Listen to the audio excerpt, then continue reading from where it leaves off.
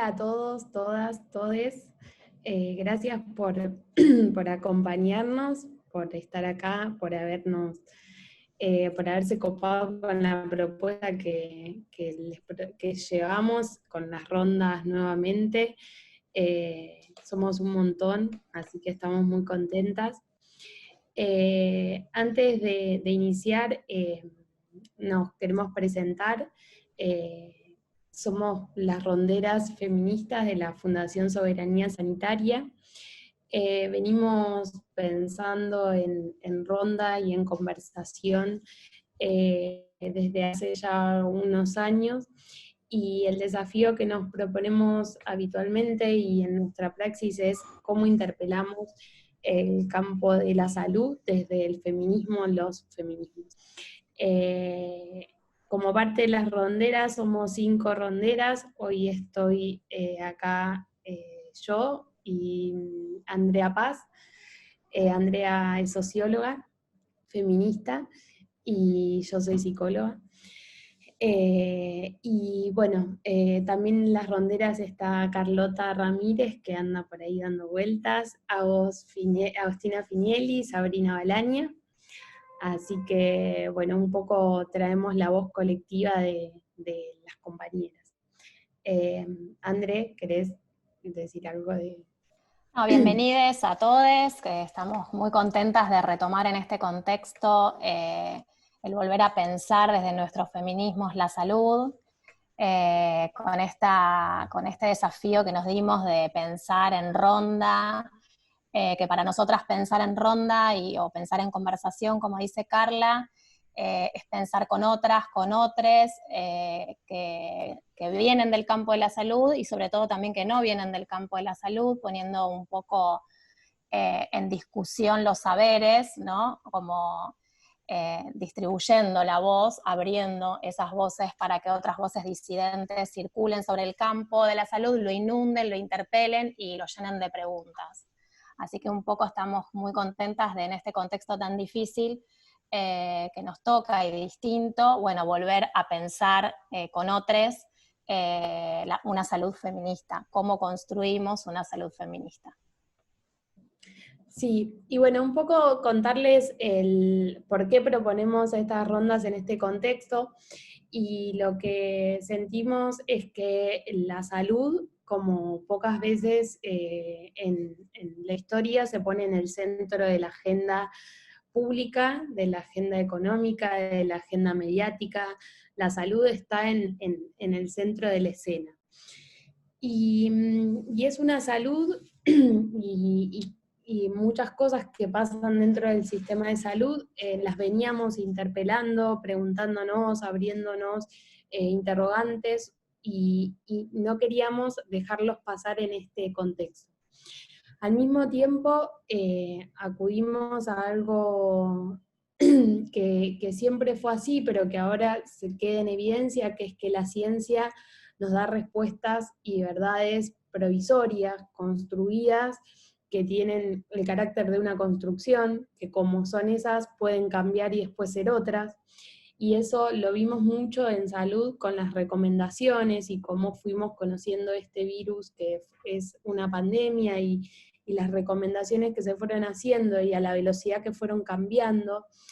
Y asistimos a lo que ya sabíamos y a lo que los feminismos venimos planteando, que es que muchas de lo que creemos verdades son construcciones, pero la realidad en la que vivimos en el presente, esto nos lo pone de manifiesto, ¿no?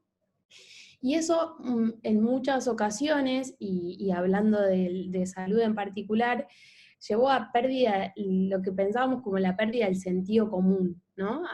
Empezaron a haber respuestas que uno decía, pero parecen disparates, ¿no? Pero porque la realidad se alteró de una manera que perdimos el sentido común. Y lo que nos empezamos a preguntar es, ¿queremos recuperar el sentido común que teníamos? ¿No? Era un sentido que estábamos cuestionando, que desde el feminismo estábamos queriendo cambiar.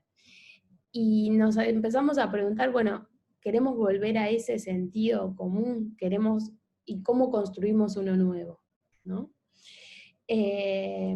Y parte de lo que nos trajo la pandemia, también a través del aislamiento social preventivo y obligatorio, fue que quedó mucho más visible las tareas de cuidado que recaen sobre las identidades feminizadas, ¿no? Algo que los feminismos veníamos trayendo.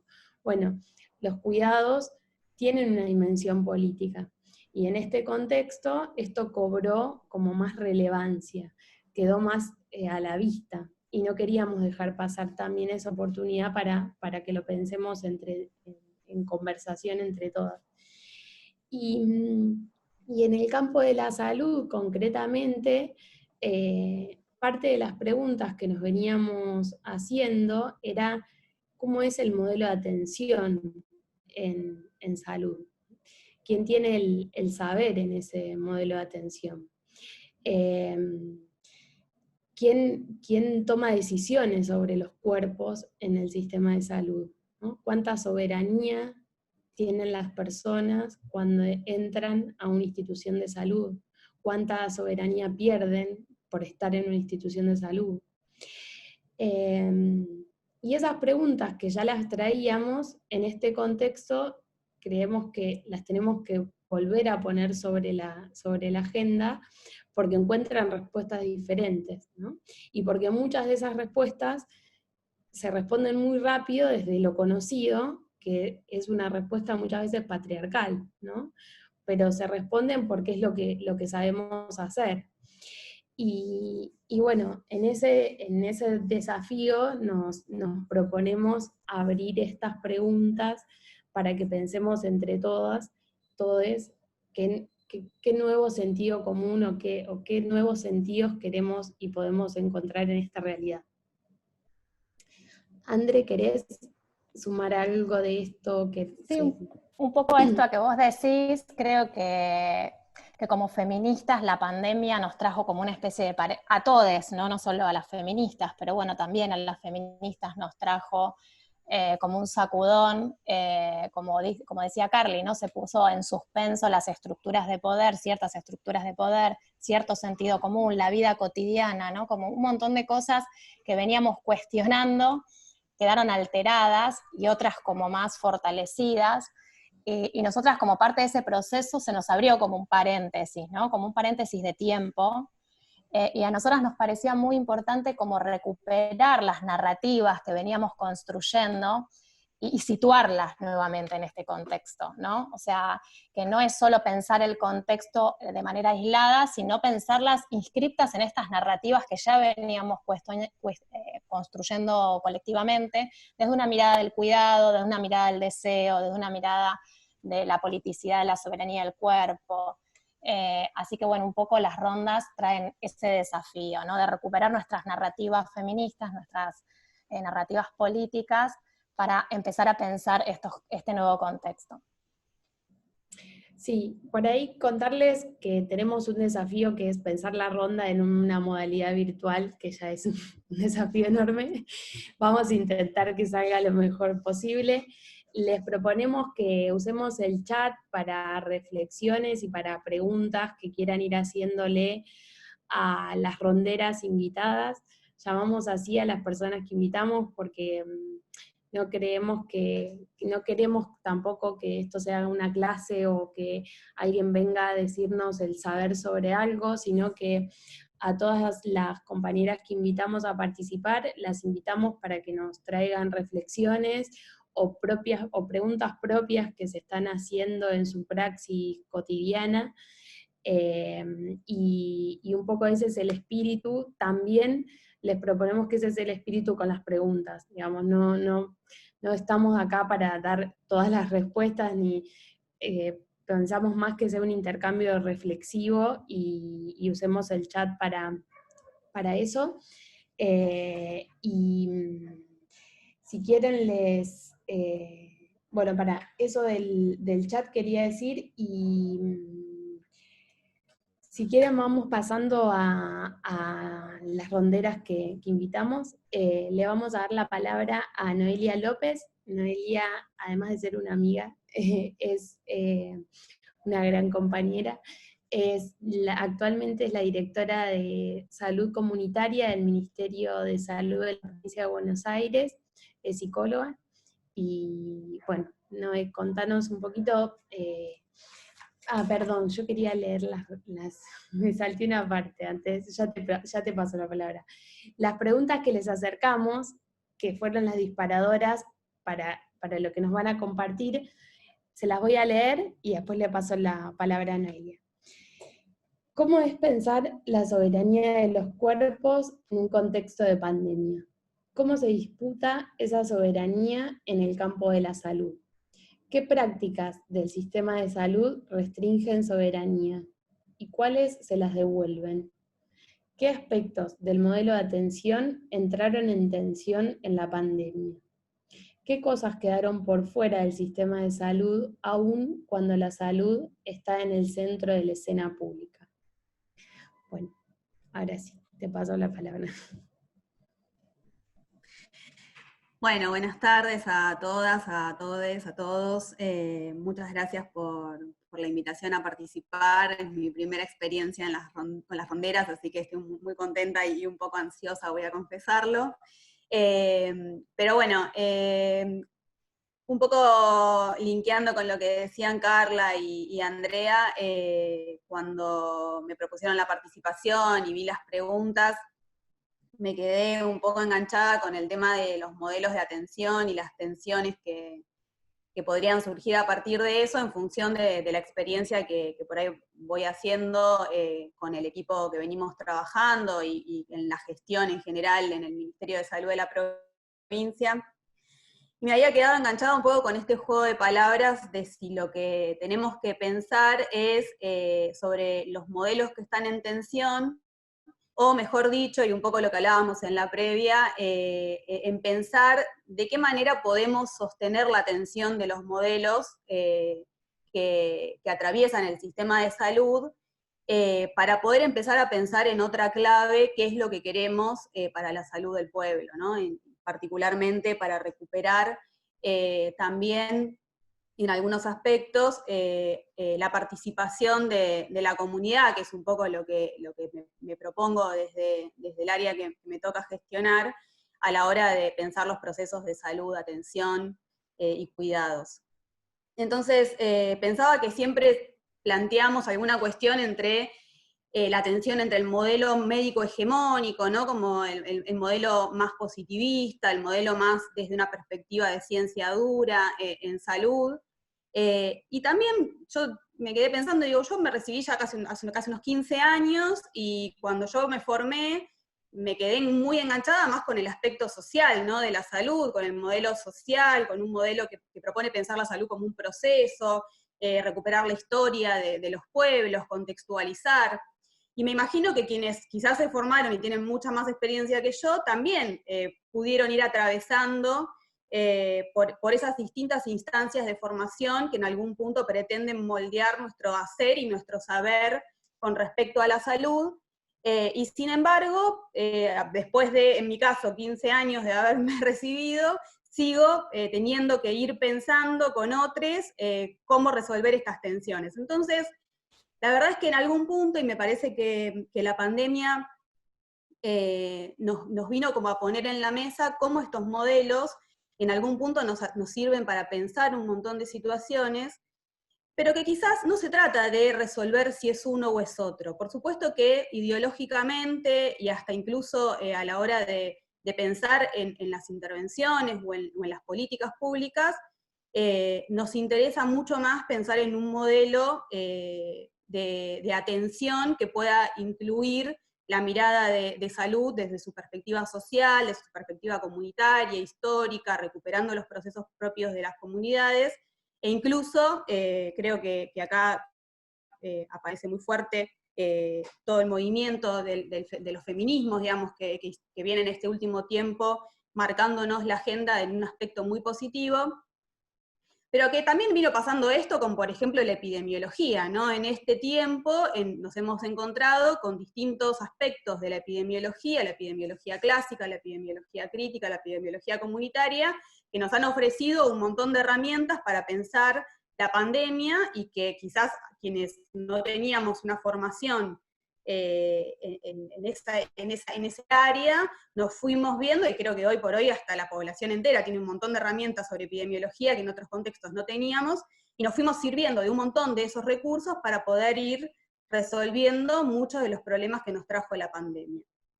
Entonces, con esto lo que me planteaba un poco transmitir más como inquietud, no porque lo tenga resuelto, pero es entonces si nos sirve tanto intentar resolver esa tensión que aparece entre los modelos, o mejor no sería empezar a pensar que tenemos que planificar, no sé, diseñar, promover, hasta incluso soñar, ¿por qué no? Porque cuando uno trabaja también tiene sueños, tiene proyectos, en un modo diferente de construir la política pública. Y me parece que en ese sentido, la noción de estrategia, que por ahí no la aprendí tanto en la facultad, sino que la aprendí más por mi experiencia militante, me parece que hay algo de pensar de manera estratégica y de pensar estrategias posibles de intervención en salud o políticas públicas, nos abre un paraguas un poco más amplio que nos invita necesariamente a interlocutar con otros, ¿no? Y en ese interlocutar con otros, nos vamos dando cuenta que la solución para los problemas de un sector, como es el sector salud, no se resuelve solamente con el sector salud. Entonces, es necesario, si uno piensa desde una perspectiva estratégica, sentarse con un montón de otras actoras, actores, interlocutores, que nos van a permitir ir pensando de qué se trata resolver los problemas de salud en este caso de la provincia de Buenos Aires, pero en nuestro pueblo en general. Y me parece que hay algo de la pandemia que pone en relieve, me parece que es esto que también decían las compañeras, ¿no? La pandemia creo que no descubre cosas nuevas, sino que quizás las pone en evidencia, o las pone en relieve, o las magnifica, y hay otras cosas que las invisibiliza, porque también hay un montón de otros problemas que quedaron bastante invisibilizados por la pandemia.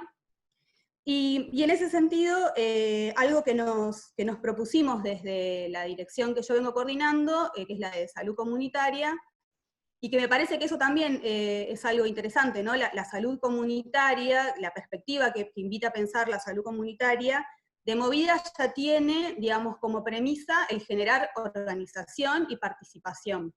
Y me parece que hay algo de eso. Yo pensaba si en algún punto podríamos jugar a decir que la salud comunitaria desde un inicio es un poco feminista, ¿no? Porque en algún punto invierte los roles de poder, en algún punto tiende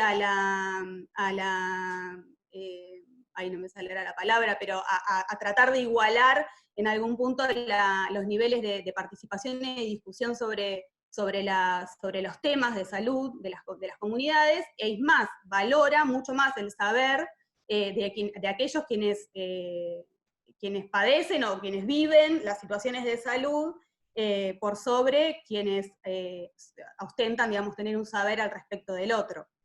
Entonces, me parecía que en ese sentido, si hay algo que podemos pensar con respecto a los modelos de atención, es no solamente sostener la atención, sino tratar de empezar a pensar de una manera estratégica con otros y otras que puedan empezar a aportar sus voces y sus saberes con respecto a esto, y generar procesos de participación y de organización que me parecen los pilares fundamentales para generar procesos diferentes a los que ya veníamos, y en esto acuerdo un poco con esto de que la pandemia abrió como un paréntesis, nos puso como en paréntesis con respecto a cómo veníamos transitando esos modelos y cómo veníamos transitando las realidades, y nos invita a generar procesos nuevos. Y creo que esos procesos nuevos necesariamente tienen que ser con la organización de la comunidad, con la comunidad organizada, y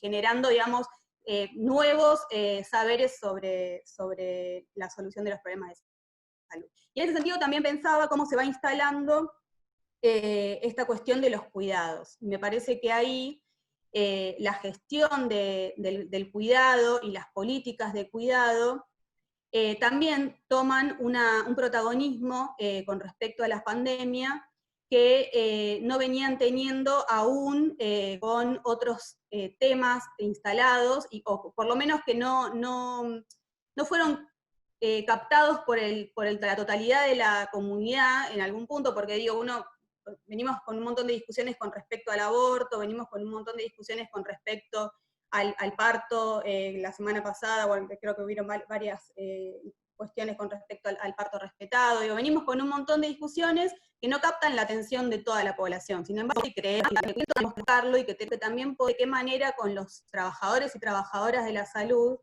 empezamos a darnos estas discusiones, porque muchas veces creemos que generando procesos de capacitación o generando procesos de no sé, protocolos, manuales, transformar. Y me parece que hay que dar una discusión que es un poco más profunda, que tiene que ver con el encuentro, que necesariamente tiene que ver con el encuentro con los equipos, y que tenemos que dar esa discusión explicitando que es una discusión política. Algo que a mí me pareció importante del trabajo que venimos haciendo, como no sé si sabrán, pero desde mi dirección se vienen coordinando los abordajes territoriales de búsquedas de casos sospechosos o de personas con síntomas, que es un poco más lindo, y esto de la epidemiología y cómo nombramos las cosas también a veces nos ha dejado en lugares incómodos, pero bueno, también el lenguaje se instala y a veces es muy difícil desarmarlo. Pero bueno, los equipos interdisciplinarios que estamos priorizando en barrios populares, la búsqueda de personas con síntomas, me parece que algo que nos pareció importantísimo, además de poder acceder al diagnóstico en los sectores populares, era poder ver de qué manera humanizar la pandemia, ¿no? En algún punto empezar a generar algún proceso de humanización de todo esto que apareció atravesado con un discurso que es comprensible, que tiene que ser accesible a todo el mundo, pero a la vez, y a la vez también conocido, porque era un tema absolutamente nuevo para todos, entonces me parece que esto de definir caso sospechoso, caso confirmado, mucho número, ¿no? La pandemia hoy todos sabemos, esperamos a las 8 o 9 de la noche que aparezcan todos los números, y pareciera que la pandemia se tramita a partir de las estadísticas, pero los que estamos trabajando en salud sabemos que hay un montón de procesos que se vienen vivenciando con respecto a cómo tratar esto, y bueno, las compañeras seguramente que van a seguir hablando después van a poder contar cuestiones como más sensibles todavía, pero por lo menos lo que me toca a mí, que fue el laburo en los barrios populares, es el laburo en los barrios populares, hay algo de la posibilidad de que los equipos de salud y que del Estado se acerquen a las casas a hablar con una persona cara a cara en el contexto del distanciamiento, que invita a que las personas puedan empezar a generar un proceso diferente de tramitación de la pandemia, ¿no? No solamente en el registro del cuerpo, y acá un poco linkeo también con otras de las preguntas con respecto a la soberanía de los cuerpos, digamos, la posibilidad de que un otro te pregunte en tu casa cómo te sentís, no es algo que pase habitualmente. La posibilidad de que una persona de un sector popular pueda empezar a preguntarse sobre el registro de su propio cuerpo tampoco es algo que pasa habitualmente. Y en esto me parece que es importante entender que el cuidado tiene que dejar de ser un privilegio, y el cuidado tiene que comenzar a ser una política pública. Entonces, en algún punto, creo que algo del orden de estas intervenciones en los barrios populares y el del poder acercar equipos de salud que puedan ir a tu casa a preguntarte cómo estás, habla un poco de esa inversión con respecto a qué entendemos por salud. Por un lado eso, me parece también que hay algo del registro del propio cuerpo, que también debería dejar de ser un privilegio, ¿no? Hay personas que no pueden preguntarse cómo se sienten, porque aún se sienten.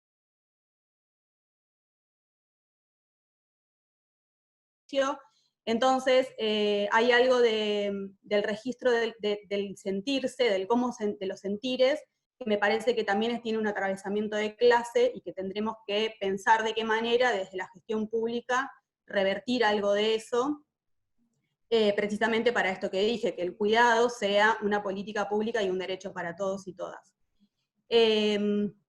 Y para eso también me pareció interesante poder señalar que los equipos que conformamos desde el Ministerio para esto son equipos que incluyen diversidades, ¿no? Además de ser interdisciplinarios, nosotros intentamos y nos esforzamos un montón y buscamos para que haya compañeras travesti, trans, no binarias, que puedan garantizar la mirada en el territorio sobre las diversidades.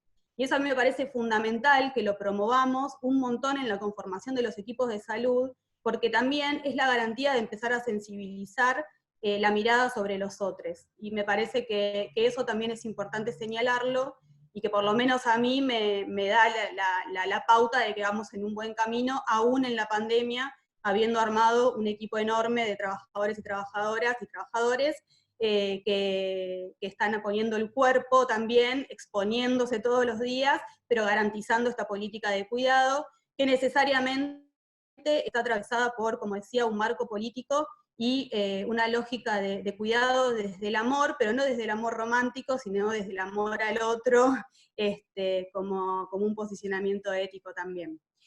Así que bueno, no sé, por ahí voy cerrando ahora y doy la palabra para que continúen otros, y después podemos ir y venir. Espero haber podido transmitir un poco claro lo que quería, pero bueno, después la seguimos.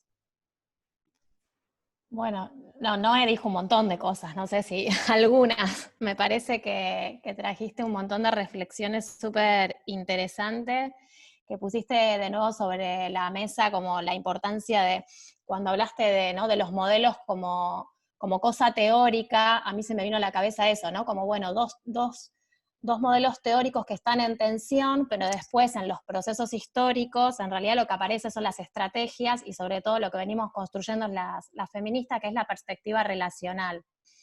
Y me encantó algo que dijiste en relación a humanizar la pandemia, porque ahí traigo capaz una cita, y acá promocionamos el libro de salud feminista, no, pero una cita de Moira Pérez, que es filósofa, que escribió en el libro desde una mirada queer, y ella dice, cuando humanizamos, en realidad lo que hacemos es pensar en relación, porque somos sujetos sociales, porque somos sujetos en relación. Entonces, humanizar la pandemia me parece que también es eso, ¿no? Pensarnos en relación, y cuando nos pensamos en relación, también nos pensamos en relaciones desiguales, ¿no? Esto que dijiste, la vivencia del cuerpo, que no es la misma, la soberanía del cuerpo no es la misma, porque la tenemos que pensar siempre, tanto el cuerpo como la soberanía, situada y en relación. Y esas relaciones no son siempre relaciones cuidadas, sino muchas veces son relaciones desiguales y violentas. Entonces me pareció como muy, muy como novedoso también como este concepto de humanizar, ¿no? Humanizar, pero ¿qué significa humanizar, ¿no? Para pensarlo también desde el feminismo. No sé si, Carly, querés retomar algo. No, creo que fuiste, estuvo re bueno, ¿sí? Y me parece que también un poco esta perspectiva relacional y cómo los vínculos y las relaciones las traemos al campo de la salud y qué hacemos con eso, da un poco el pie para que le pasemos la palabra a nuestra próxima rondera, que es Cecilia Hachek. Es médica paliativista y es la directora del Hospital Rossi de la ciudad de La Plata. Ceci trabajó en un protocolo para acompañar a pacientes en estado crítico por COVID, y en ese acompañamiento es cómo se acompañan los pacientes con las familias, ¿no? Ceci, te paso la palabra y vayamos compartiendo las reflexiones que nos traes. Bueno, buenas tardes a todas, todos, todes. Muchas gracias por la invitación. Yo, como vos dijiste, soy médica paliativista y antes que directora fui durante mucho tiempo jefa del servicio de cuidados paliativos del Hospital Rossi. ¿Por qué digo esto? Porque el servicio de cuidados paliativos es un servicio que nace interdisciplinario, y nace con una particularidad que toma un poco lo que dice Noé. Siempre fue un equipo que fue al domicilio del paciente y tiene internación domiciliaria desde sus comienzos. Entonces,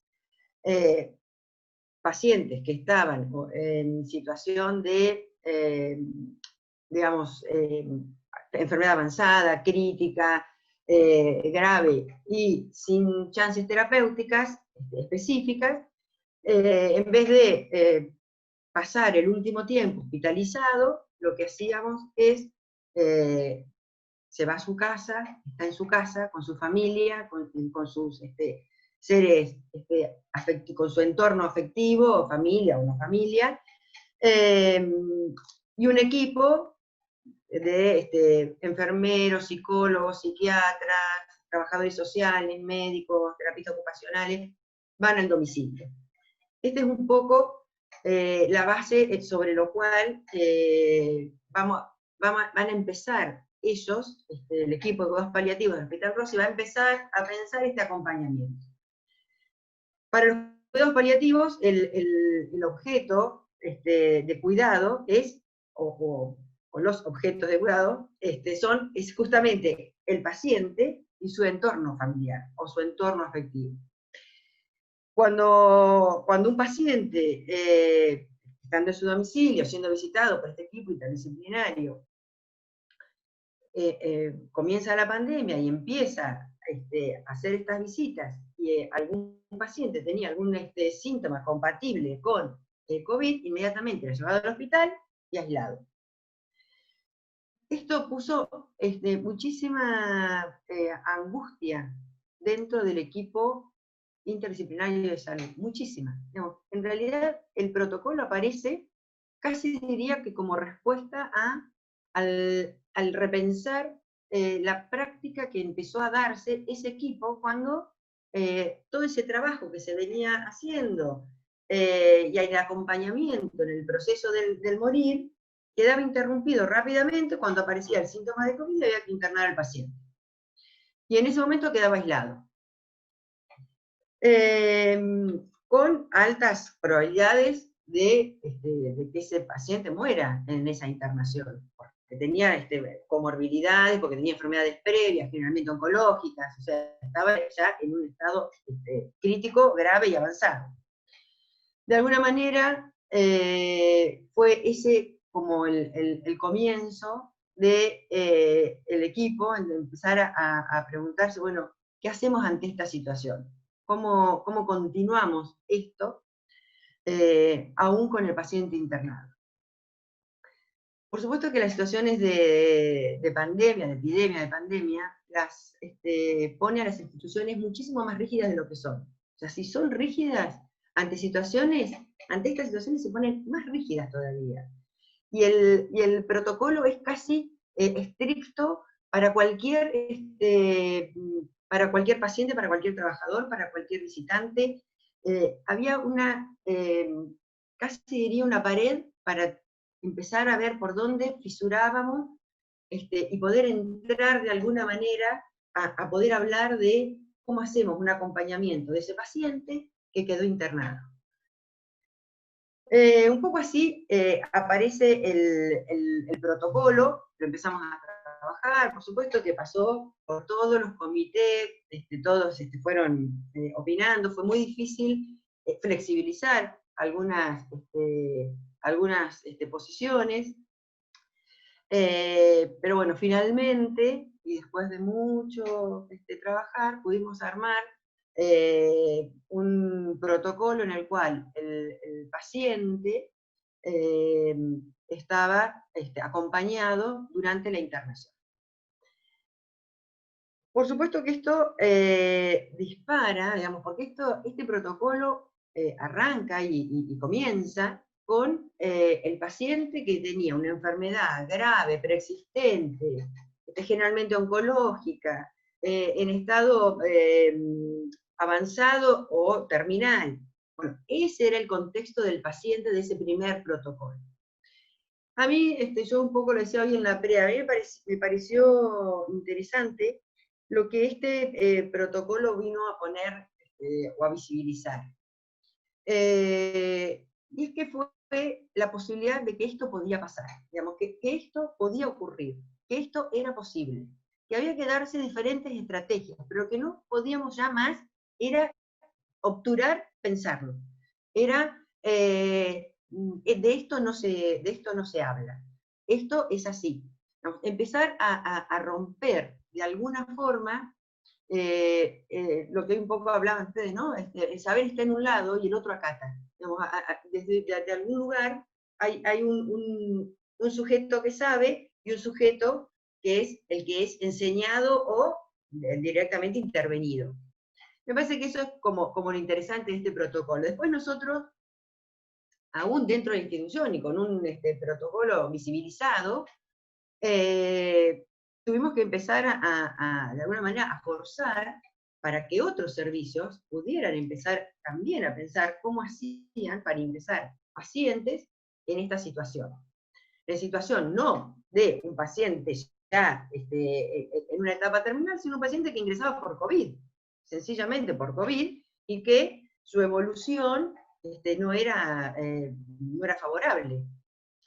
En un principio, y desde un principio, se pensaron y se hacen, digamos, se llevaron a la práctica muchas otras prácticas, como por ejemplo, paciente que está internado, se le da un parte médico diario, se lo llama por teléfono a la familia, se le da digo, esto fue una cosa que a mí me preocupó de entrada. ¿Esto como queda aislado? ¿No pueden venir a buscar un parte médico? Y un día lo llamamos y le decimos que se murió. O sea, sin agua va. O sea, lo dejé un día y 8 días después, 10 días después, y dice, bueno, lo que sea, lo llamo y le digo, mire, falleció, y le pongo voz de compungido. ¿Cómo hacemos esto? Digamos, ¿cómo vamos, de alguna manera, sosteniendo esta internación también con la familia? Ahí entonces generamos lo que es el área programática del hospital, en donde desde salud mental, y no casualmente, son las residencias, las residencias de psiquiatría y de psicología, quienes hacen el acompañamiento de la familia del paciente que está internado. O sea, un médico lo llama todos los días para darle el parte médico, pero además un equipo de psicólogos, psiquiatras y trabajadores sociales hacen el acompañamiento emocional, tanto del paciente que está internado como de la familia. Hubo muchas maneras de acompañar y nos dimos diferentes estrategias. Ahora, hablaban un poco de humanizar la pandemia y aparece también, y apareció con todo esto del protocolo, el tema de humanizar la muerte. Y yo ahí, hoy un poco en la previa, hablaba que en realidad lo que debemos humanizar es el morir. La muerte es un acto, es un hecho, digamos, es biológica. La muerte es biológica, el morir no, el morir es un proceso. Y en el morir es en donde nosotros como sujetos sociales, digamos, nosotros nos constituimos como sujetos sociales, psíquicos, culturales. Bueno, en ese proceso, ¿cómo acompañamos ese proceso? En los hospitales está como muy... La muerte, a pesar de que ocurre absolutamente todos los días, en los hospitales, la muerte es invisibilizada. Digamos, no estamos hablando de COVID, estamos hablando de un paciente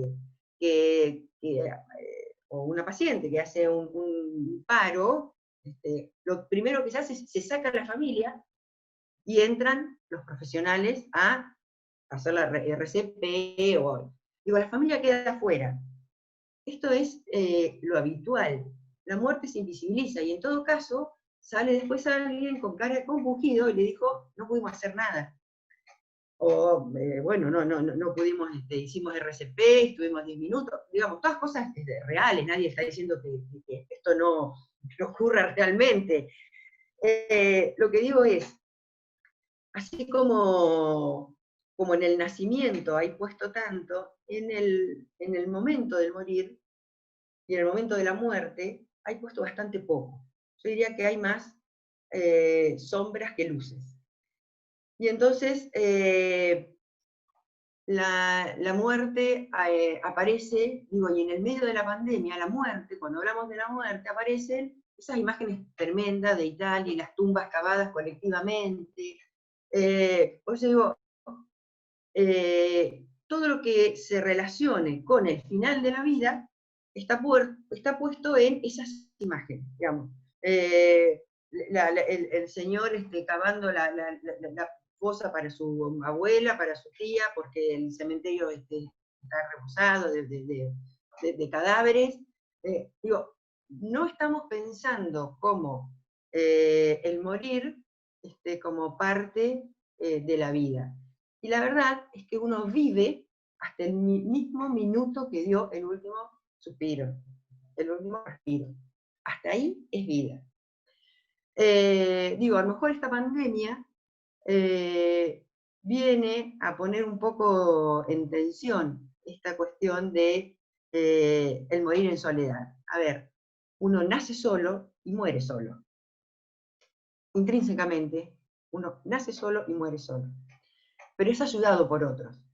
En el nacimiento habrá quien haga la aparición, y en la muerte también habrá un acompañamiento. Me parece que esto es, independientemente de la pandemia, lo que nos debe dejar la pandemia, y es pensar cómo el morir tiene que dejar de ser algo médico, algo que esté mediatizado por la medicina.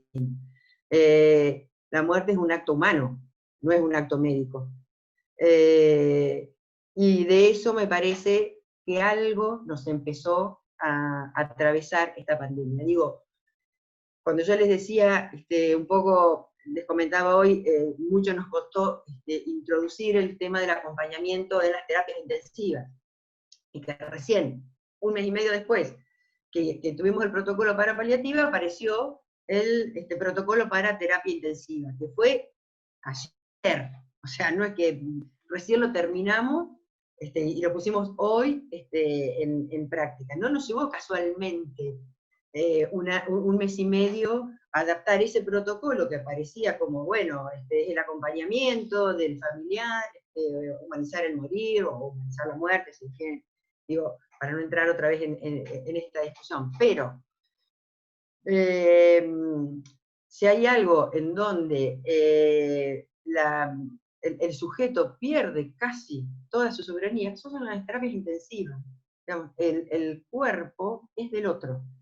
Digamos, el cuerpo es invadido, el cuerpo es, casi diría, tomado por asalto, por ponerlo en términos quizás un poco brutales, pero la verdad es que poder pensar que a lo mejor también en las terapias intensivas pueden aparecer otras formas de transitarla, creo que es el gran legado que de alguna manera deja la pandemia. Me parece que esto era impensado si no era en este contexto. Volviendo un poco a esto que decían, nos puso un paréntesis, uno nos puso un paréntesis en muchas cosas.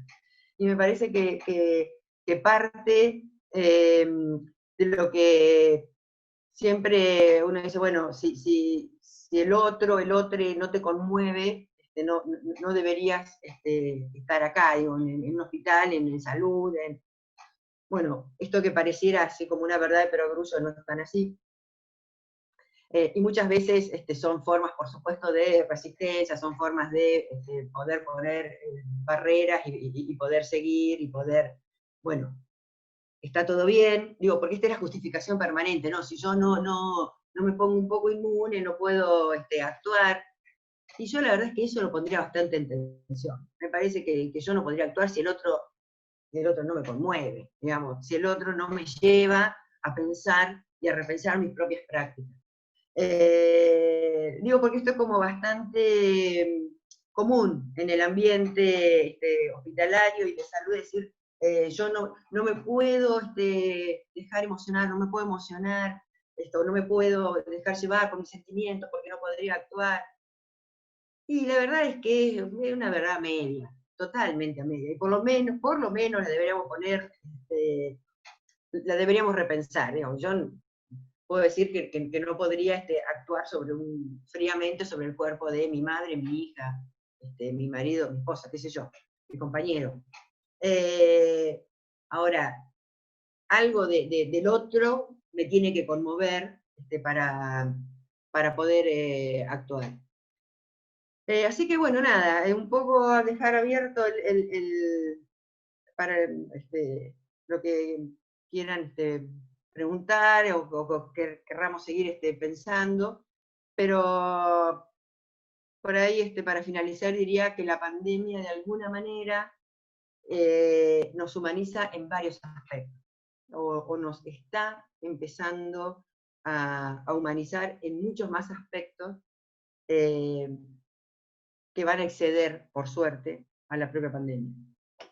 Así que bueno, dejo la palabra para quien quiera continuar. Muy bueno, Ceci. Yo tengo la cabeza así.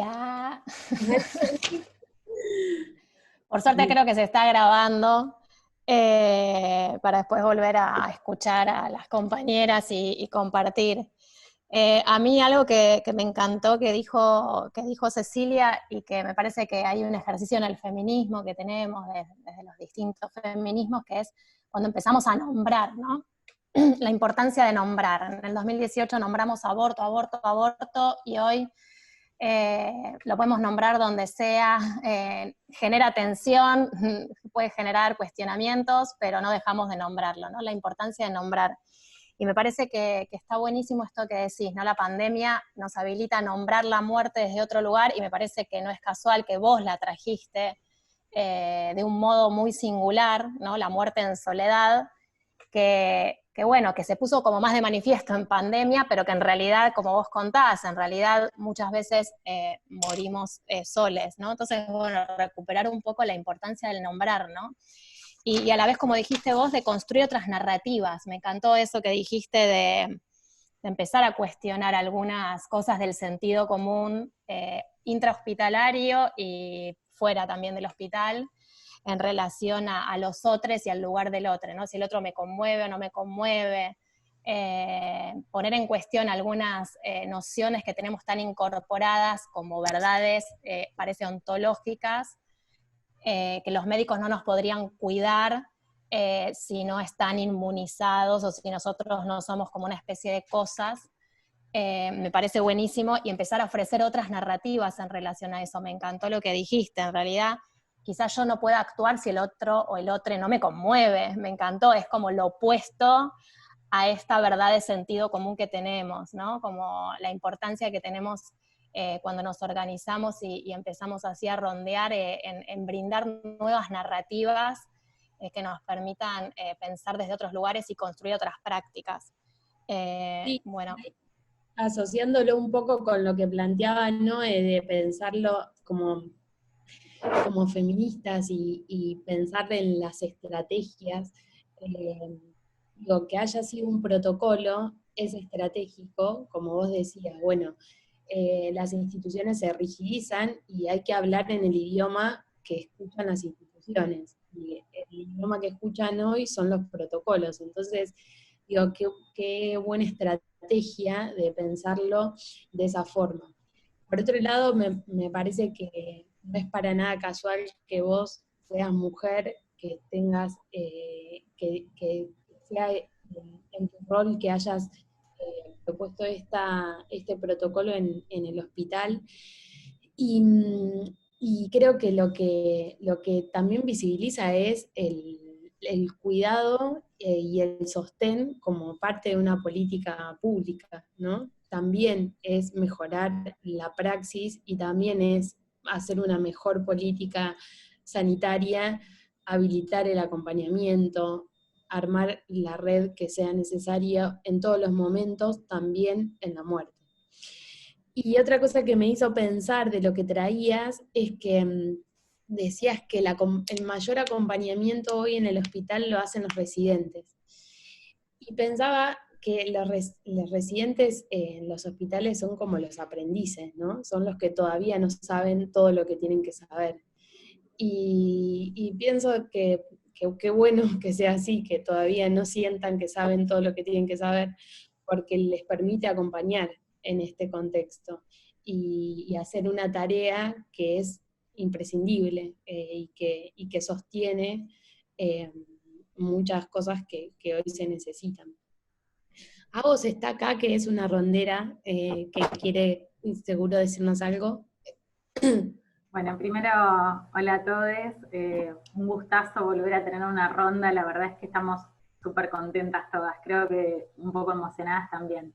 Me parecía que estaba muy bueno algo de esto que dijo Cecilia, de el paralelo en lo que pasa, digamos, en las instituciones de salud en el momento del nacimiento y el momento de la muerte, y esta sobreintervención quizás de los equipos que deja fuera el acompañamiento que podría llegar a elegir la persona que está pariendo o la persona que está muriendo, digo, cómo a veces nos cuesta, digamos, ver esta integralidad de las situaciones, digamos, cuando venimos pensando muchas de las cosas que estamos trabajando y que venimos discutiendo con las compañeras, venimos tratando de hacer esos paralelos de dónde se juntan y dónde se tocan esos sentidos comunes que se construyen en el sistema de salud.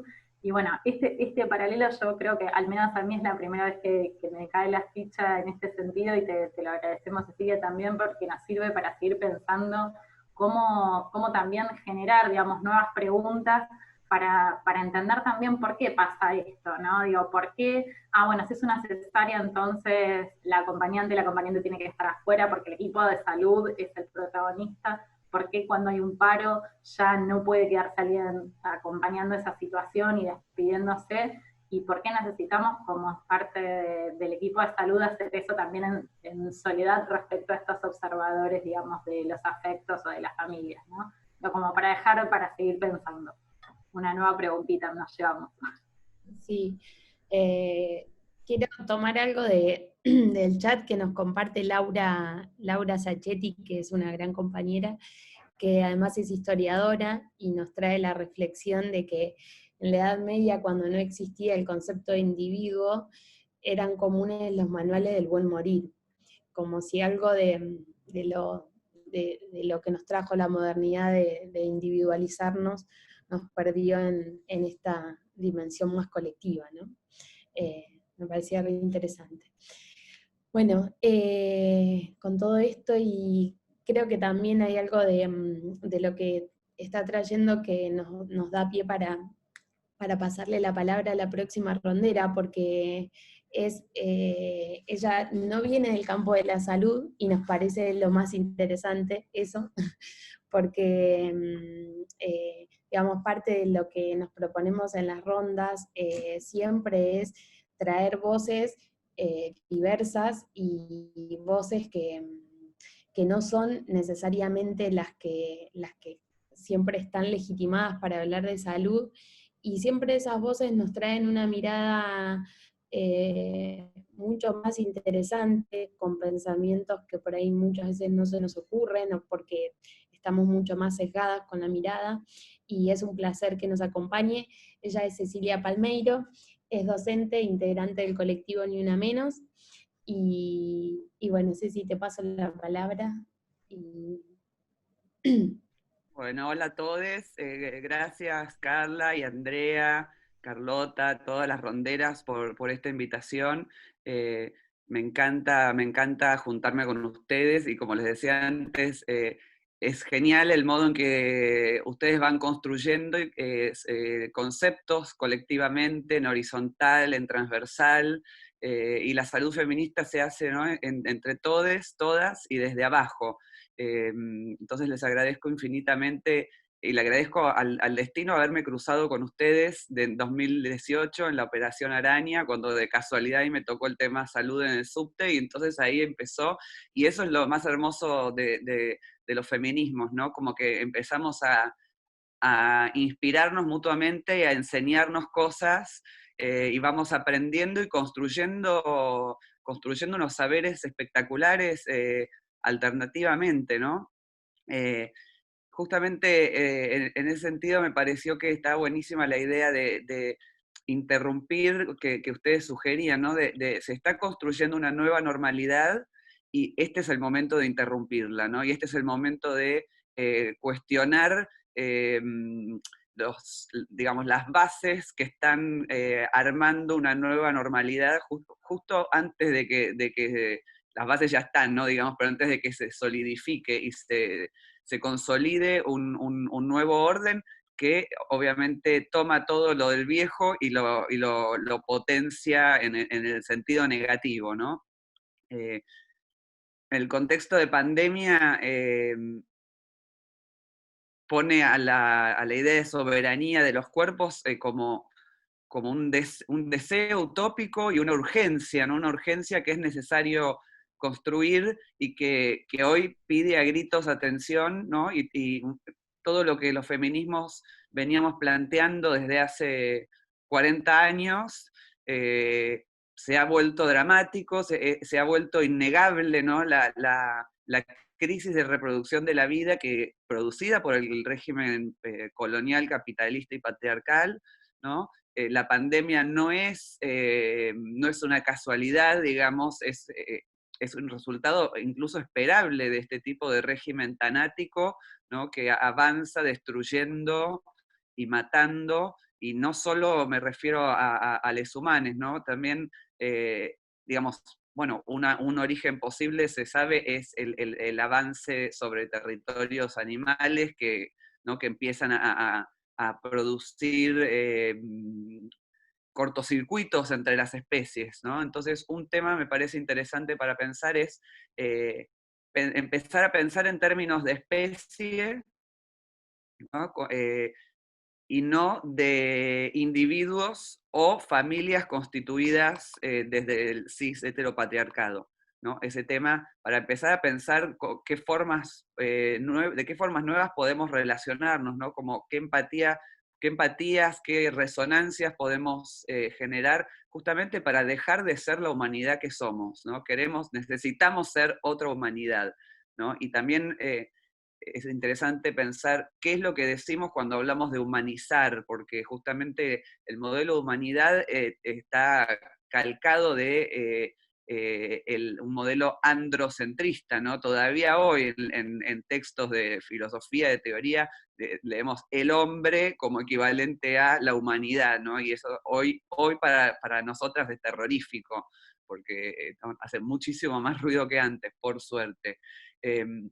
Justamente los feminismos vienen a traer otra perspectiva de lo que es lo humano, de lo que es la vida también, ¿no? Porque cuando nosotras empezamos a hablar de, bueno, aborto legal es vida, bueno, la vida está de nuestro lado, ¿qué significa la vida, ¿no? ¿Cuáles son los límites de la vida? Pro vida somos nosotras, ¿no? Porque nosotras queremos justamente ampliar, ensanchar y profundizar la vida, ¿no? Pero la vida desde la perspectiva de todes, ¿no?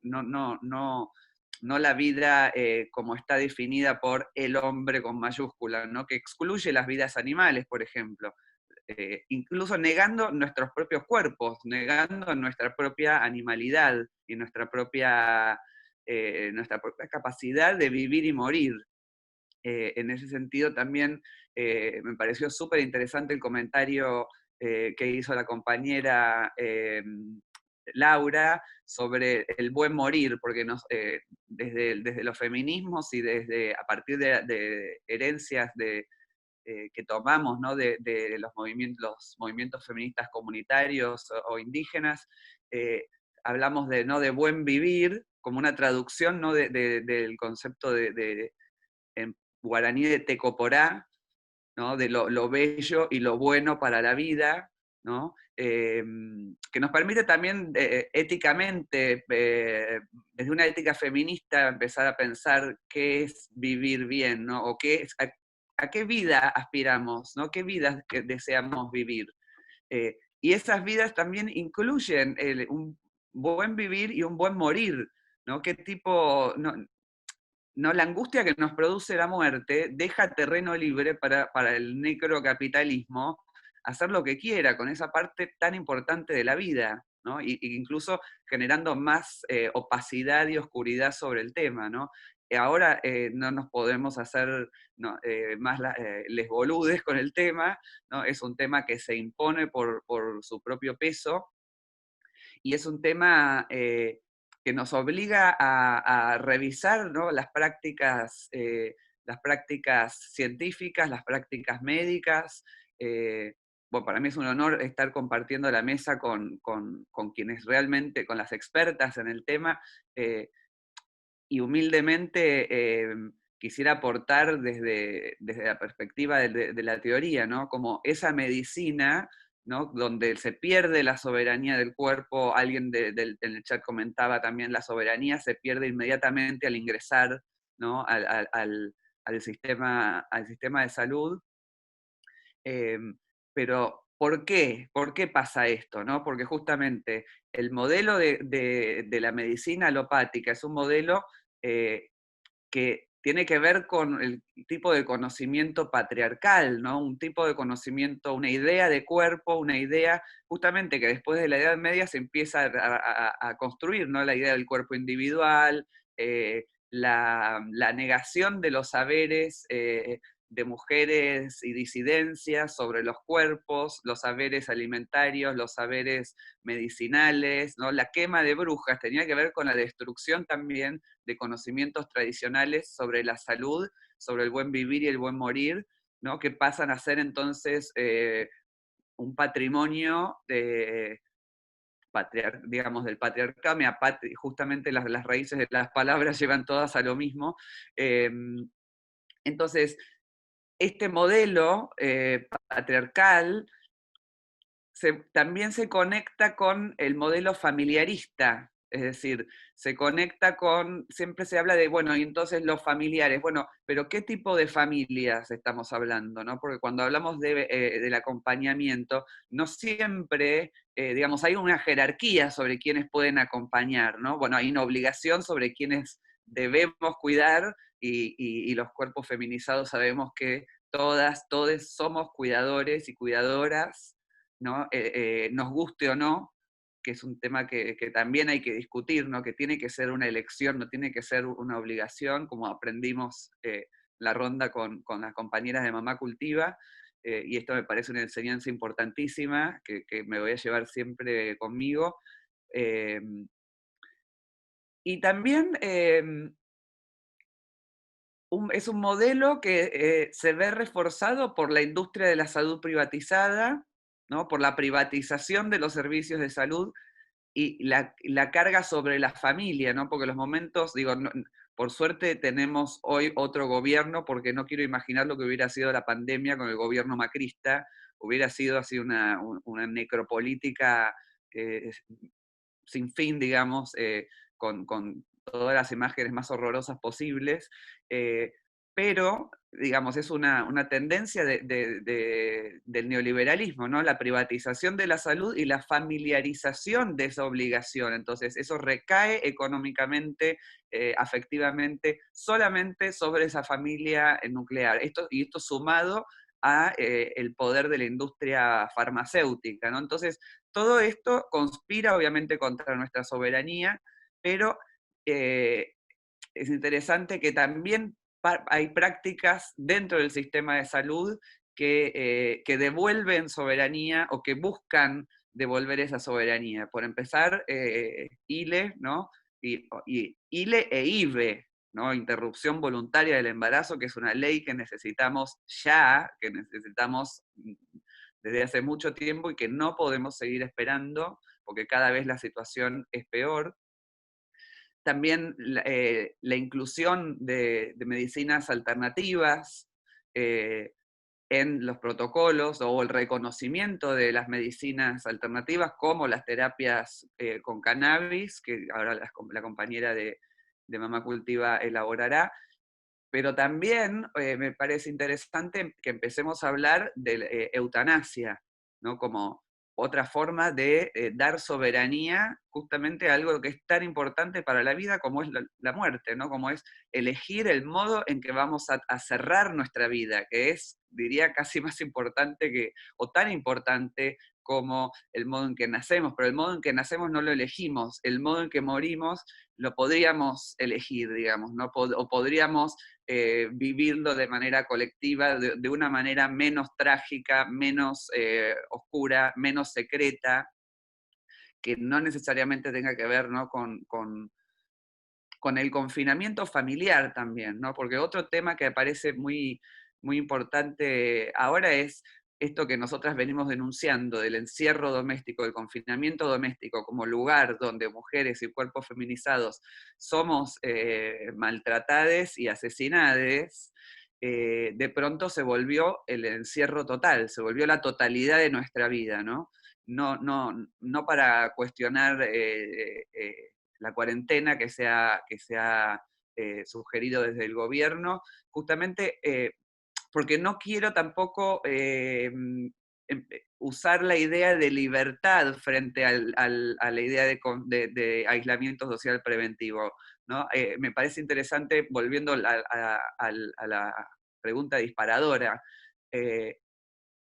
pensar la diferencia entre soberanía y libertad en el sentido neoliberal, ¿no? O en el sentido libertarista, ¿no? Que empieza a aparecer ahora fuertemente, pero que ya ha aparecido en lugares donde el neofascismo hace de las suyas, como Estados Unidos, como Brasil, ¿no? Empiezan a aparecer estos personajes, los anticuarentena, que van desde negar la pandemia, negar la cuarentena, negar los cuidados necesarios y poner una idea individualista y superficial y consumista de libertad como prioridad, ¿no? Hago lo que quiero. ¿Sí? Digamos, cuando nosotros decimos mi cuerpo, mi decisión, no es hago lo que quiero porque no me importa nada del resto, ¿no? Sino que la soberanía es algo que se construye de manera colectiva y que se sostiene de manera colectiva y que no tiene nada que ver con el individualismo, ni con esta idea caprichosa de usar la noción, falsear la noción de libertad para poner los mercados antes que la vida, ¿no? Entonces, la contraofensiva hoy se está potenciando, o sea, a partir de la manipulación de la idea de libertad, ¿no? De una manipulación muy, muy artera. Y muy neoliberal, justamente, ¿no? Porque en nombre de esa libertad lo que quieren es represión, ¿no? O cuando los antiderechos hablaban de defender la vida a muerte. Para nosotras era muy claro lo que estaban diciendo en ese momento, ¿no? También, bueno, el tema de cosas que la pandemia, digamos, pone de manera crítica sobre la mesa, ¿no? Las coordenadas de la propiedad, ¿no? El quédate en casa, es el afianzamiento de la propiedad en términos de una dueñidad de la casa y de quienes viven en ella, ¿no? Dueñidad que ya sabemos siempre es de la figura patriarcal, cualquiera sea el género que tenga la persona que ocupa ese lugar, ¿no? En una casa o en una comunidad. El esquema de obediencia también, frente al cual quisiera proponer el sistema, siguiendo a Donna Haraway, de responsabilidad, pero responsabilidad, ella dice respons-habilidad con H, ¿no? La habilidad de dar una respuesta, ¿no?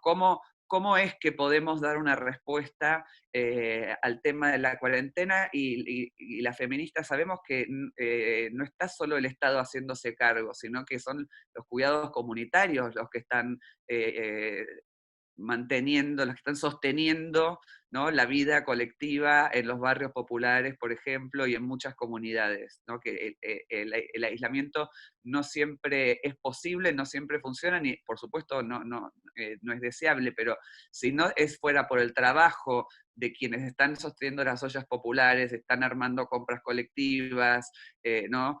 Colaboración para las tareas de cuidado, que hoy, bueno, están en llamas directamente, no podemos más, de cómo las tareas del cuidado coparon la vida entera.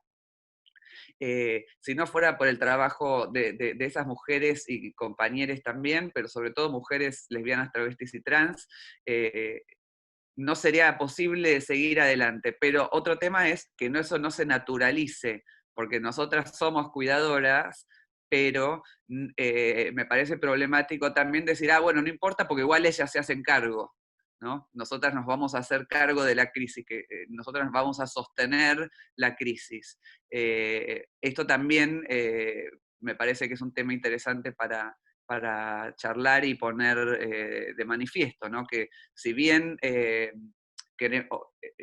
estamos dignificando el trabajo de cuidado, estamos, ¿no?, llamando la atención sobre la importancia y la centralidad. Hoy que se habla de lo esencial, bueno, no hay nada más esencial que el cuidado, ¿no? Y el cuidado no es solamente el cuidado de personas que están con enfermedad, sino cuidado es también dar de comer, cuidado también es acompañar a alguien que está triste, cuidado es todo el trabajo afectivo que hacemos, que no es reconocido, ¿no? Cuidar es amar, pero es algo político y es un trabajo que debe ser reconocido y remunerado y elegido.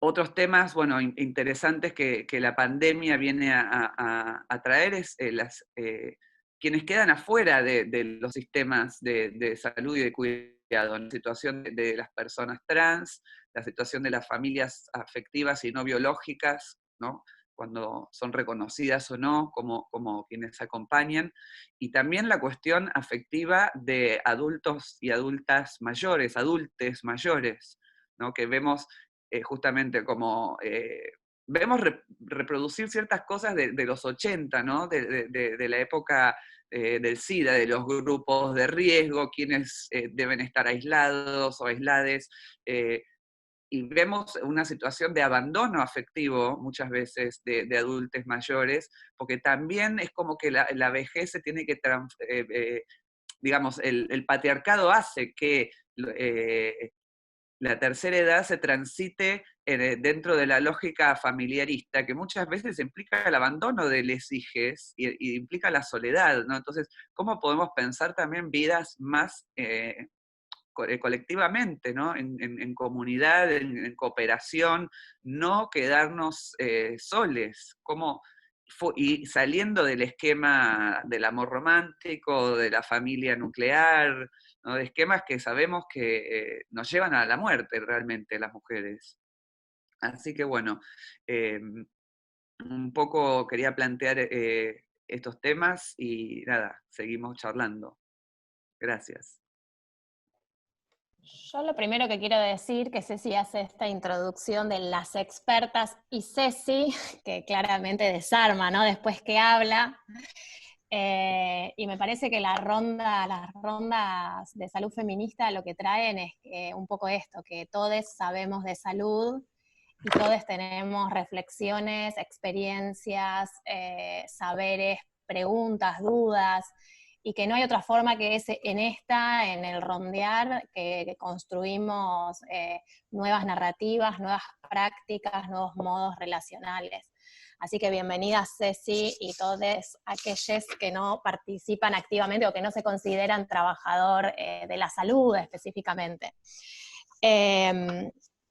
Nada, me encantó esto que trajiste. Bueno, primero que es verdad, nos encontramos en los subterráneos con Ceci, de los subterráneos emergimos ahí como arañas, en donde cuando Ni Una Menos nos convocó a pensar en el contexto del debate por el aborto, la salud, ¿no? Me encantó, no me acordaba ya dónde nos habíamos conocido, Ceci. Y me parece algo súper importante que trajiste, que creo que viene hilvanando, ¿no? Hay una idea que se viene hilvanando en términos de humanidad, que trajo Noé, que volvió a recuperar Ceci, y que vuelve a traer Ceci Palmeiro, con cuál es la humanidad, ¿no?, que necesitamos, a poner en cuestión, si pensamos que la humanidad es un modo relacional, o estos sujetos sociales que somos, bueno, ¿qué humanidad queremos construir o qué humanidad ya no queremos ser, ¿no? Como me parece como súper interesante, incluso hay una compañera ahí en el chat, ¿no?, Carolina Di Napoli, que trae un poco esto, ¿no? Excelente, porque necesitamos pensar otra humanidad. Y me parece que lo que se va hilvanando es otro modo relacional, ¿no? Como ¿qué es la humanidad? Si no son estas relaciones que somos, a la hora de cuidar, a la hora de sostenernos, a la hora de pensarnos en comunidad, a la hora de vivir y a la hora de morir, ¿no? Pensando como, me pareció súper interesante como esta cosa, romper con el binarismo también vida-muerte, ¿no? Que me parece que en la previa también discutimos algo, ¿no?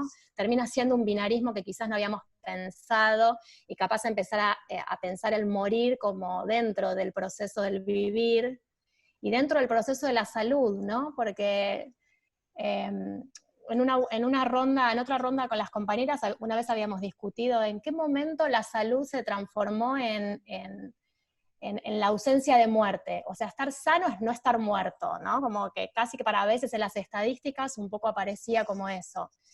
Y me parece súper interesante que estamos rompiendo incluso hasta ese binarismo, ¿no? Y meter el morir dentro del proceso del vivir y dentro del proceso salud, de pensarnos en el proceso de salud, enfermedad, atención y cuidado, ¿no? El morir como parte de eso, o el buen morir, o cuándo tomamos decisiones, cómo pensamos en la soberanía también en esa dimensión que la pandemia nos trae muy a flor de piel.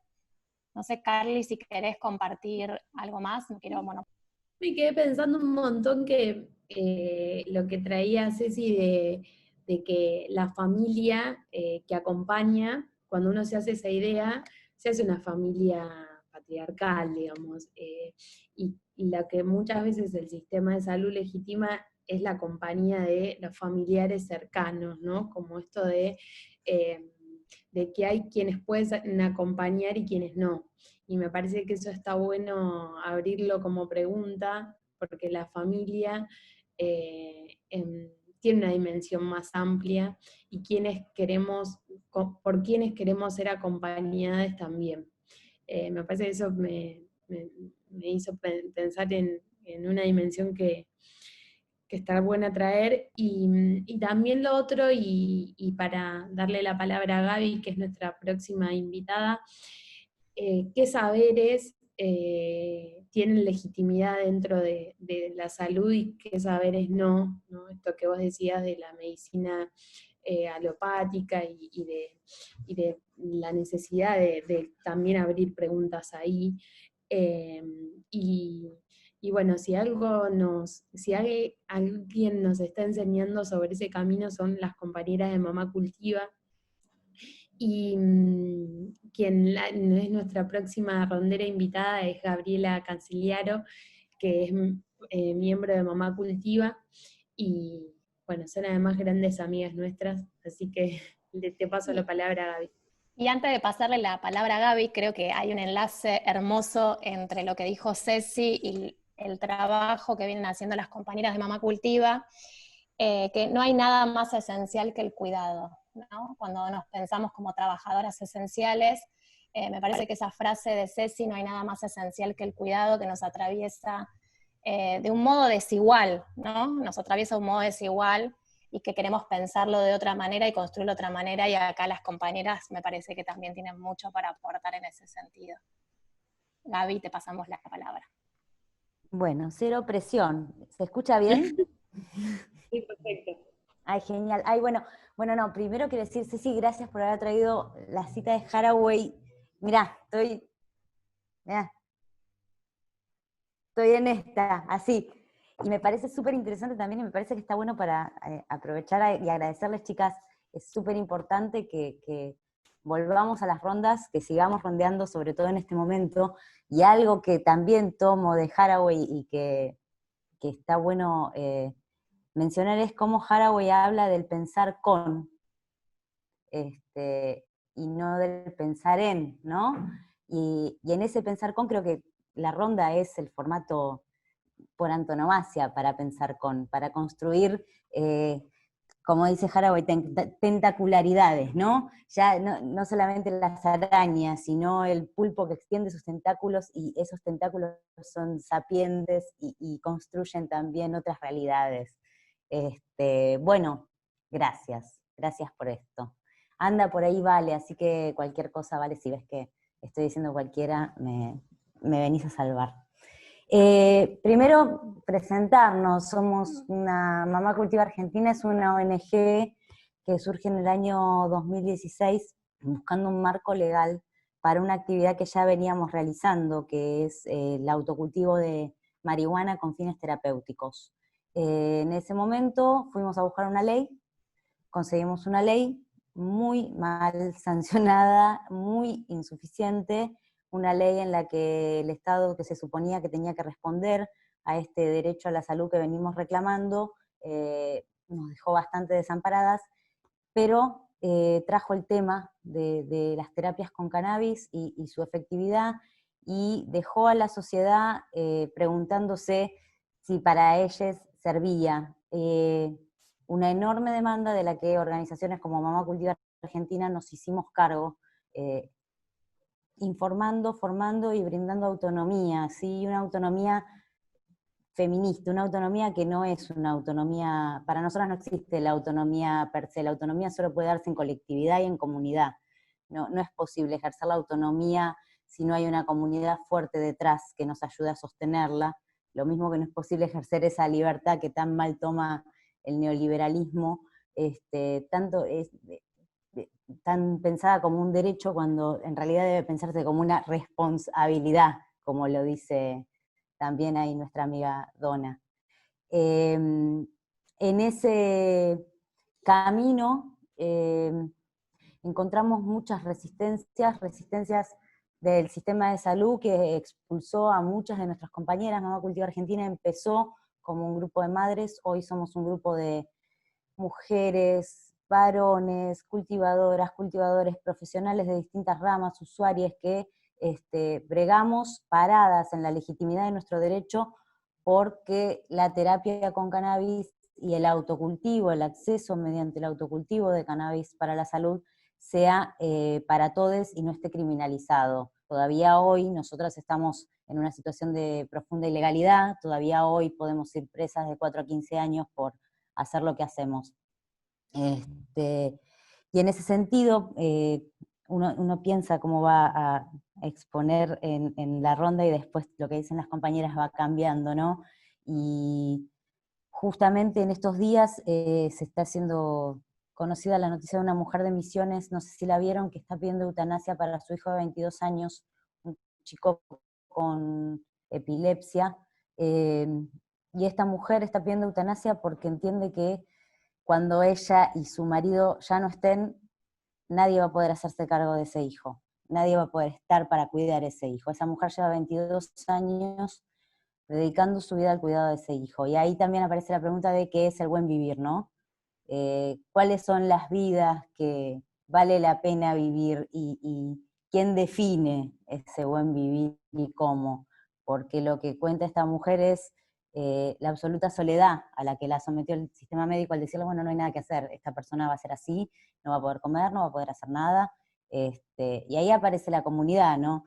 Ahí aparecemos nosotras buscando contactarla y ver si podemos acercarle la posibilidad de tener una mejor calidad de vida, porque eso es lo que hace el cannabis no cura nada, el cannabis lo que hace es habilitar el buen vivir, o un vivir más digno del que puede tener una persona con una condición crónica de salud que termina invisibilizada, que termina marginada de la sociedad, porque es muy difícil el cuerpo con dolor.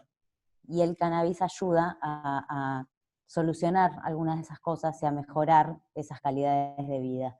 Y también las calidades de vida de las cuidadoras.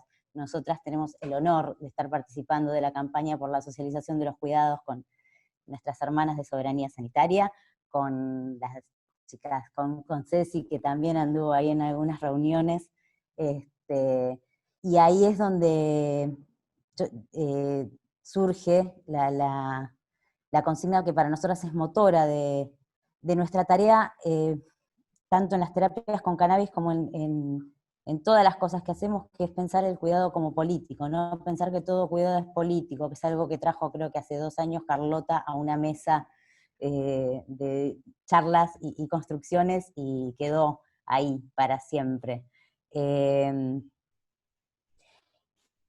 Me armé todo un esquema con las preguntas, yo soy muy aplicada, entonces agarré las preguntas y las respondí una por una, así que voy a ir punteándolas, ustedes me dicen cuando ya se me acabe el tiempo. Bien, bueno, esperen que quiero volver a las preguntas para tener una orientación ahí. Ahí vamos, Muy bien, bueno. ¿Cómo es pensar la soberanía de los cuerpos en un contexto de pandemia? Era la primera pregunta y para nosotras fue un desafío, porque la pandemia nos hizo a todos sacar el cuerpo de la calle, y nosotras construimos desde que nacimos con el cuerpo en la calle.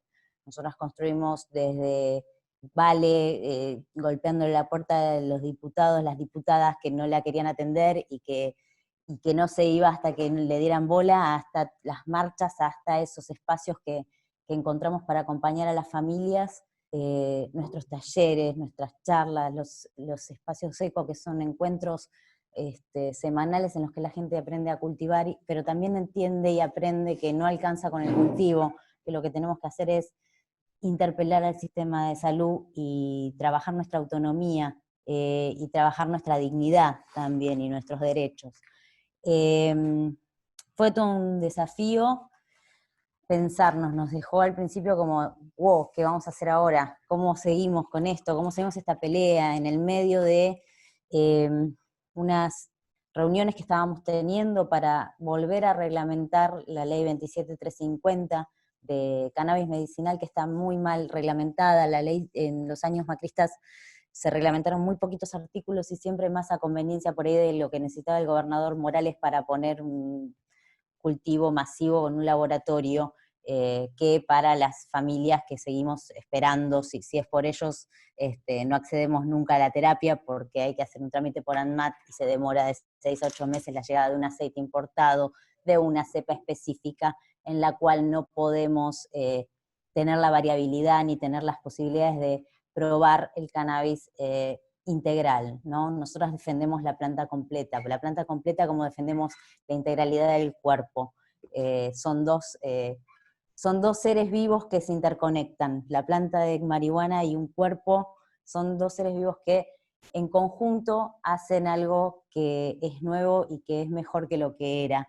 Y en ese sentido, bueno, nos pusimos a pensar cómo hacíamos para virtualizar esas experiencias, de qué forma ahora íbamos a transmitir esta soberanía y esta necesidad de luchar por este derecho a la salud que todavía está postergado. Esperamos que no por mucho tiempo, porque hay una re-reglamentación en marcha, que es la re-reglamentación que estuvimos trabajando con ISET, con las universidades durante los primeros meses del año, que es la re-reglamentación que tomó el Ministerio de Salud, que nos incluye, que incluye el autocultivo, que incluye el cultivo en red, que nos contempla, que habla de producción pública.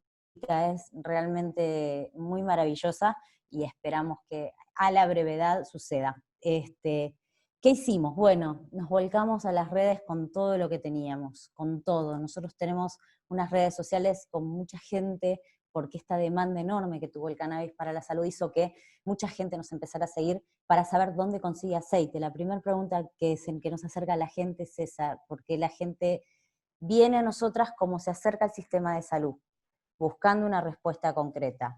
Quiero un aceite, quiero algo que me sirva, quiero algo que haga efecto, ¿no?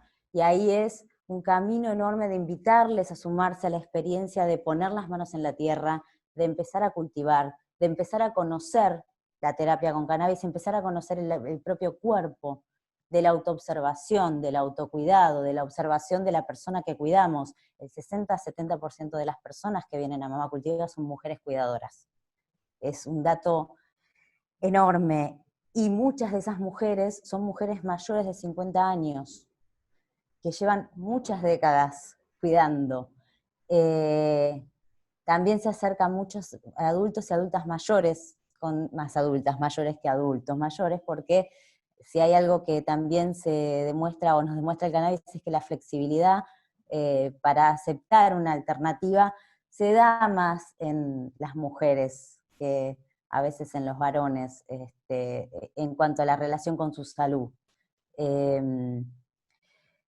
Todas esas personas hoy están recibiendo nuestros espacios de contención y orientación en redes, así, por Zoom. Nos juntamos una vez por semana, construimos autonomía, cultivamos juntos y seguimos trabajando de la misma manera con un plus que nos trajo la pandemia, que es que pudimos federalizarnos, que era un sueño que teníamos, que nos permite hoy, por ejemplo, acompañar un cultivo en Tierra del Fuego, un cultivo en Chubut, un cultivo en Río Negro, un cultivo en Jujuy, un cultivo en Chaco, y también aprender esas experiencias comunitarias en estos lugares tan variados, ¿no? Logramos salir de AMBA un poco y empezar a ver todo nuestro país en su increíble y complejísima extensión y mirada cultural.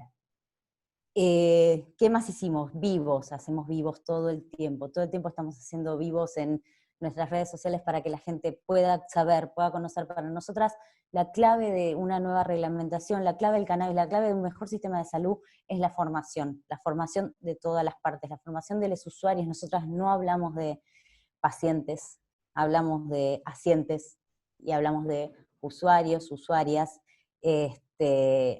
la formación de los usuarios y este movimiento que se da de abajo hacia arriba. Nos pasa muchísimo con la gente que llega a la ONG, que llevan el tema a sus profesionales de la salud, y por suerte están apareciendo los profesionales de la salud que en lugar de cerrar la puerta, la abren, escuchan, se interesan, buscan formarse y buscan enterarse, porque también pasa esto, ¿no? El sistema de salud no tiene conocimiento sobre cannabis.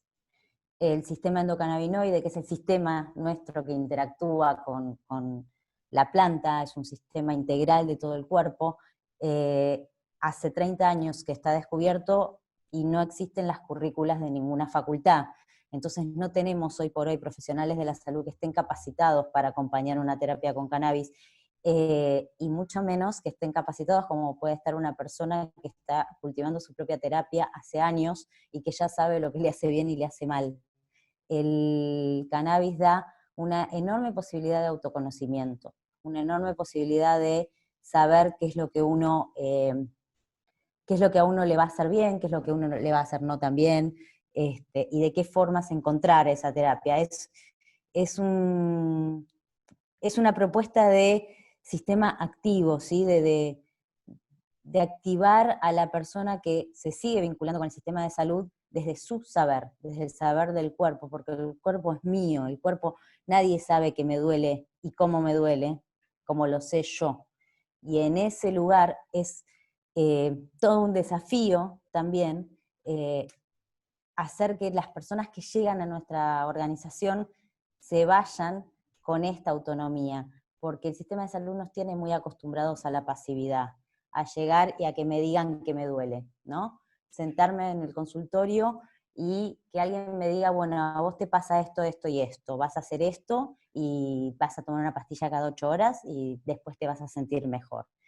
Y eso, como usuarios, nos trae una tranquilidad que por más que no sea la solución, muchas veces termina siendo lo único que queremos, sigue dejando en el lugar de pasividad. Nosotras, la propuesta nuestra es empujar desde abajo un cambio a ese sistema, que no solo tiene que ver con el espacio del consultorio, ¿sí? Nosotros reivindicamos mucho también el espacio de la sala de espera como espacio comunitario de construcción de la salud. Ahí hay un espacio en el cual la gente se encuentra y puede lograr también aprender otro modo de entender su salud. No sé si me están escuchando bien porque vi que ando con la conexión media. Avísenme cualquier cosa. ¿Qué más apareció en la pandemia? ¿Qué más apareció en pensar en la soberanía de los cuerpos? Bueno, apareció la esencialidad del cannabis. Las personas que estaban, cuando empezó la pandemia, cultivando su propia terapia, se evitaron ir a la farmacia, se evitaron hacer trámites, se evitaron muchas veces tener que asistir a un consultorio con todo lo que eso implica, con todo el riesgo que puede haber y que puede implicar, porque tienen la terapia en el patio de su casa, tienen la terapia en el espacio en el cual se pueden dar los cuidados de salud de la mejor manera, si es que existe, como decía Ceci, si es que existe esta posibilidad de que haya una casa y de que haya un espacio para cultivar. Empoderó a las cuidadoras esa esencialidad, porque se gana tiempo y se gana autonomía al estar con la terapia de uno en el fondo de su casa. Empoderó a los usuarios, garantizó la continuidad y la calidad de los tratamientos. Las personas que tienen que recurrir a MAT porque están en ese registro mentiroso en el cual hay muy poca gente anotada y les llega un aceite importado, que dicho sea de paso, los valores no los paga uno, los paga el Estado, pero los valores andan por los 60.000 pesos, es un delirio el valor de un gotero al lado del valor de cultivar en casa es, chicas, si yo les muestro, no lo pueden creer, es realmente muy, muy, muy impresionante. Entonces la continuidad y la calidad de los tratamientos, y otra cosa que pasa es que esas personas que están autocultivando no están en un mercado clandestino, que la ley mal implementada no solo permite, porque no hace nada para evitarlo, sino que habilita porque legitima la existencia del cannabis, pero no da respuesta. Ese mercado clandestino ante la pandemia colapsó. Mucha gente que compraba sus aceites en ese mercado se quedó sin nada. Y no tengo que decirles lo que significa quedarse sin una terapia. No creo que tenga que contarles lo que implica perder esa posibilidad de acceder a una terapia. Por eso fue una pena que no hubiera una ley mejor de cannabis medicinal en el momento en que esto empezó, porque realmente las personas que estamos en la comunidad Mama Cultiva vimos mucho la diferencia en cuánto pudimos cuidarnos y cuánto pudimos acompañarnos. Ya te vi, Carla. Cuánto pudimos cuidarnos y cuánto pudimos acompañarnos en estos momentos. ¿De qué forma disputamos la soberanía? Nosotras horizontalizando el saber, un poco lo que dije antes. El no saber, el desafío del sistema de salud que propone el cannabis es una construcción conjunta del conocimiento, una relación en la que el conocimiento no lo tiene uno ni otro, sino que aparece en el vínculo, en lo relacional, en esto que tanto nos gusta a las feministas, ¿no? Y por último, ¿qué aspectos del modelo de atención entraron en tensión en el contexto de la pandemia? Creo que una cosa que es muy interesante y que nosotras le pedimos siempre a los profesionales de la salud es el admitir que no saben. Es muy difícil que un profesional de la salud admita que no sabe. El profesional de la salud está seteado por la forma en la que aprende, en la que se le enseña a dar respuesta. No puede no dar respuesta. El no saber, creemos que a futuro puede ayudar a esta construcción horizontal que nosotros estamos proponiendo y por la que vamos a seguir peleando a vida, no a muerte, a vida. Bueno, nada más, me voy a quedar ahí. Tengo más, pero ya está. Me encanta, Gaby. No, quería, bueno, nada, la verdad que cada una de las compañeras que trajo discusiones trae un montón de, no sé, me escribí todo un cuaderno. Sí, ¿puedo? Okay. Por una cosita de vincularlo con un comentario de Lidia del chat. Justo iba a tomar eso. La pandemia demostró que no hay expertos, que todos saberes están en discusión, ¿no? Y es un poco lo que ustedes traen desde Mamá Cultiva. No, justo iba a recuperar el comentario de Lidia en ese sentido para pensar un poco esto que trae Gaby, que me parece alucinante, de eso cómo trabajaron o cómo trabajan o cómo militan horizontalizando el saber, y nosotras lo vivenciamos con Carlota, con Agos, con las compañeras, con las ronderas, cuando vimos cómo ellas compartían su saber con los profesionales de salud. Esa experiencia invertida, ¿no? Invertidas en términos de normalidad, en donde no eran las mamás que acompañan a sus hijos o a sus familiares en un proceso de cuidado, que van a aprender o se van a formar a algún lugar para saber, sino que eran estas compañeras y compañeros que tenían un saber acumulado en todos estos años de experiencia, que habían formalizado, que habían construido y lo pusieron a disposición en espacios para los profesionales de la salud, y ver esa relación inversa me pareció una de las experiencias más maravillosas que vi, ¿no? que a veces impensada, ¿no? De cómo las compañeras formaban, incluso de un modo horizontal, pero los profesionales iban como, quiero aprender de ustedes, y ese ejercicio de, creo que ahí había profesionales que empezaban a decir, de esto no sé, y ustedes sí saben, y lo compartían con mucha humildad y con mucho conocimiento. Entonces me parece como eso algo maravilloso de las compañeras, y algo que trajo Gaby también al principio, que a nosotras nos gusta mucho pensar, que es la autoridad epistémica, ¿no? De quién define el buen vivir, ¿no? Hablábamos del buen vivir, del buen morir, bueno, ¿quién lo define? Y ahí hay una disputa de poder que nosotras estamos dando también, y estamos acá organizadas, disputando esos sentidos de quién define, y volviendo un poco a la importancia de quién define. Bueno, no sé quién lo está definiendo, pero sí damos el paso de nombrarlo, ¿no? La compañera Cecilia nombrando la muerte y el proceso de morir, ¿no? Salimos del closet y nombramos, y cuando nombramos estamos disputando la autoridad epistémica, ¿no? Nombramos aborto, nombramos el dolor, nombramos el cuidar, nombramos el morir, nombramos el buen vivir, y en ese sentido estamos disputando autoridad epistémica en esos procesos.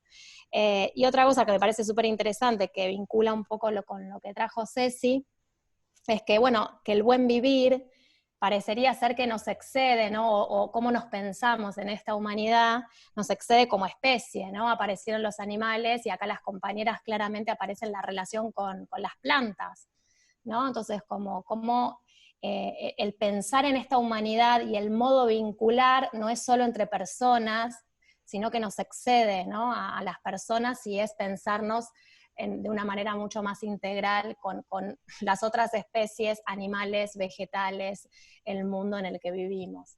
No, me pareció como que las compañeras fueron hilvanando solas un conocimiento y un saber, y como dijo Lidia ahí, bueno, claramente acá no hay una que sepa más que otra o experta. Queremos desterrar el concepto de expertas en el campo de la salud y en cualquier campo, para compartir saberes y experiencias.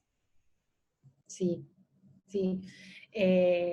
Bueno, desde ya muchas gracias a todas por haberse sumado a la propuesta que traíamos de pensar entre todas, y gracias a todas las que participaron. El ciclo de las rondas tiene continuidad. El miércoles que viene nos volvemos a encontrar a la misma hora y en el mismo canal, porque otra cosa que les quería aclarar es que para ingresar, vuelven a ingresar con el mismo link, no es que hay que volver a hacer una inscripción ni nada, se vuelve a entrar el miércoles que viene a las 6 con el mismo link que este. El encuentro que viene es Políticas del Deseo, parir en pandemia, un tema que nos tiene pensando qué está pasando con los nacimientos, qué pasa con cómo suceden esos nacimientos en este contexto, y bueno, queremos traerlo para pensar cómo estamos pensando esto. Y bueno, quería también agradecerle a Manuela Ledesma, que está detrás del loguito de la Fundación Soberanía Sanitaria, pero Manu es en parte la que nos ayudó para que hoy todos estemos acá. Y bueno, cualquier consulta, lo que quieran, quedamos en contacto por mail. También aprovechamos para contarles que desde la Fundación Soberanía Sanitaria y las ronderas escribimos un libro que se llama Salud Feminista, donde un poco esta praxis que estamos haciendo en la ronda, ahí lo tiene André, lo tratamos de llevar a un libro. También es un libro colectivo, y es un libro que queremos que... ¡Ay! Dani lo tiene también. Que bueno, que también está disponible, y bueno, queríamos acercarles esa invitación a la lectura también. Y quizás para cerrar, bueno, agradecerles a todos, a nuestras invitadas que se coparon, que sabemos que están a full. trabajando y pensando y poniendo el cuerpo como lo hacemos siempre. Pero quizás pienso que el desafío en pandemia para nosotras las feministas es cómo recuperamos nuestras narrativas y las repensamos y las ponemos a circular de nuevo en estos nuevos contextos. Y quizás el desafío más grande es cómo sostenemos las nuevas preguntas que nos van surgiendo, ¿no? Las nuevas tensiones, como decía Noé al principio, ¿cómo las sostenemos? Nos están apareciendo nuevas tensiones y nuevas preguntas, bueno, post pandemia sostengámoslas y sigamos construyendo narrativas desde ese lugar. Bueno, nos volvemos a encontrar el miércoles que viene. Gracias.